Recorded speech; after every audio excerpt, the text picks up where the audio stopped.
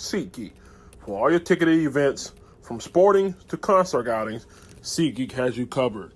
They even conveniently color-coded each ticket on their website from amazing to worst, so you can easily know which are the best deals.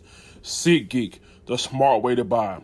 Save $20 off your next ticket purchase with the promo code. Hey, everybody, I'm your host of Grenade Gato, also known as the Big Cat. My cool cats, put your paws up if you rock with the Big Cat. Today, I'm in the winter fleece, yes. We're here to talk about the Carolina Panthers. Should they trade up for the number one draft pick? I'll tell you why, or why they shouldn't do it. But first, one quick question. Do you love the Carolina Panthers like I love the Carolina Panthers? Yes, no, maybe. If you love the Carolina Panthers like I love the Carolina Panthers, I'm going to need you to do two things. I'm going to need you to show me proof of ID, proof of fandom, and give me that. We will talk about why the Carolina Panthers should or shouldn't make this move. Let's get into it. Is you dumb? Before we get started, make sure you subscribe, click the notification bell so you don't miss a video. Now, listen, man, my first round draft pick, and I want to make it clear to you guys, even with Luke Kuechly retiring, is Derek Brown. You gotta win in the trenches on both sides of the ball. So if we can't get a D lineman, then the O lineman will be my next choice. But today we have to consider all options, okay? With Luke Kuechly retiring, it adds a huge void in that linebacker core. And again, I want to go on record. I want to say, prior to Luke Kuechly retiring yesterday, early that afternoon, I felt like the way Matt Rule and David Tepper is building his coaching staff, I said, we're going to be a Carolina Panthers team that's rebuilding and winning at the same time. That's how I felt prior to hearing the news about Luke Kuechly. But I'm going to walk back that statement. I don't feel that way as of right now. Now, because he retired, you leave Mario Addison, Shaq Thompson, my man Bruce Irvin, Jermaine Carter, Andre Smith, and even Brian Burns might have to play a little linebacker as well. Not a bad core, but that middle is gonna be it's gonna be a hell of a void. Think about it. If we're going back to the 4-3, I would like to see Mario Addison back on that line. Shaq Thompson be back there in the linebacker. Who else? We got Bruce Irvin back there as well. And then you got to find out who your other linebacker is going to be. I mean, Brian Burns, as good as he is, he's not really a pass coverage linebacker. And he's not a run-stuffing linebacker like Shaq is. He's a strictly hybrid linebacker / DN pass rusher. Okay, so that's one of the casualties you suffer when you switch from 4-3 to 3-4, because it allows him to do that effectively in the 3-4. So we're really going to be interested to see how they move him and put him. He might just be in on third downs. I mean, I don't know. Maybe you have to beef him up. And if you want to get beefed up, come with me. The Big Cat going to put you on a fat boy diet. We're going to get you beefed up so you can stop the run, all right? But with that being said, we have to consider all options. Matt Rule has been everywhere from Baylor to Temple. And guess what? I mean, he's a program flipper. But every year, that first year has always been a rough one. So with that being said, would it be wise for the Carolina Panthers, knowing that this is going to be a process, to go ahead and get that number one pick and get Joe Burrow? We already got his offensive coordinator.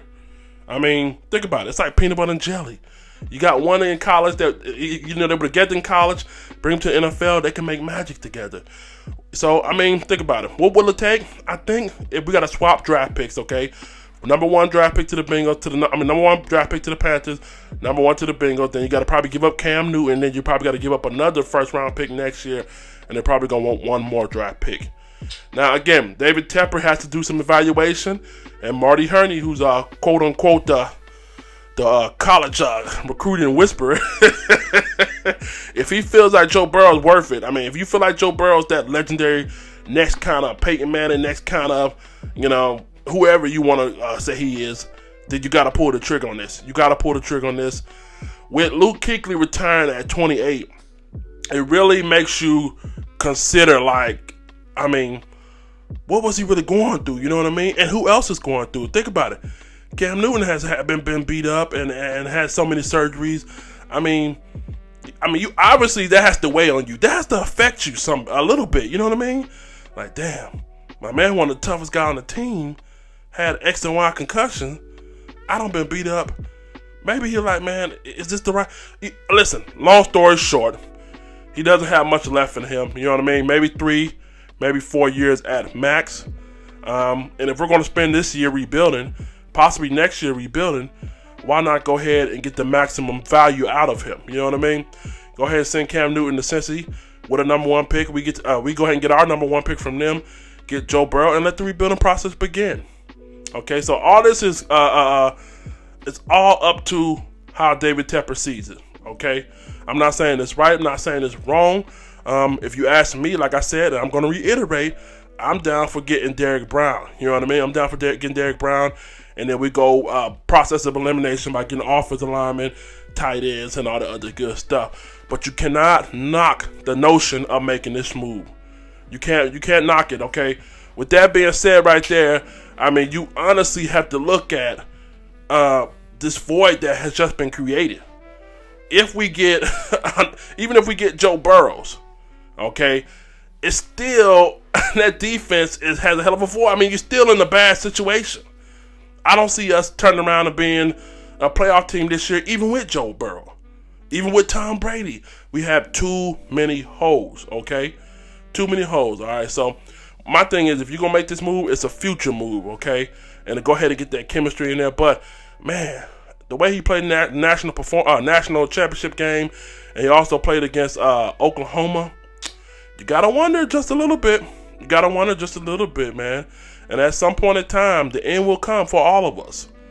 You know what I mean? So, my thing is this to you guys. I mean, how bad you want to drag this thing out?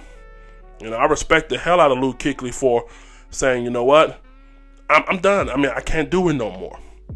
I would rather have you as a player, a superstar player, come out and say, physically, I am unable to do this, than to lie to me and say, Coach, yeah, but I can play the game. Put me in the game, Coach. I still can play. And your fucking head is banged up and you can't make reads and you're having issues like that. I respect the man who just be real with it. Be real with it. Be real with yourself. Okay, so honestly, it's time to make some moves. And I don't see us being in the W column, or at least in the playoff column for a minute. So, I mean, what do you think about it? It's just food for thought. I'm not saying I'm right. I'm not saying I'm wrong. I want to hit you guys' opinion. Make sure you tune in just here in a split second at 9:30.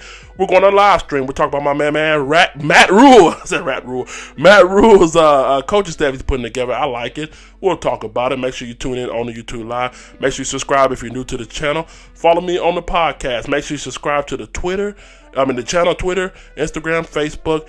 Keep Pounding _TV. Let's get up out of here. Let the church say, Lou!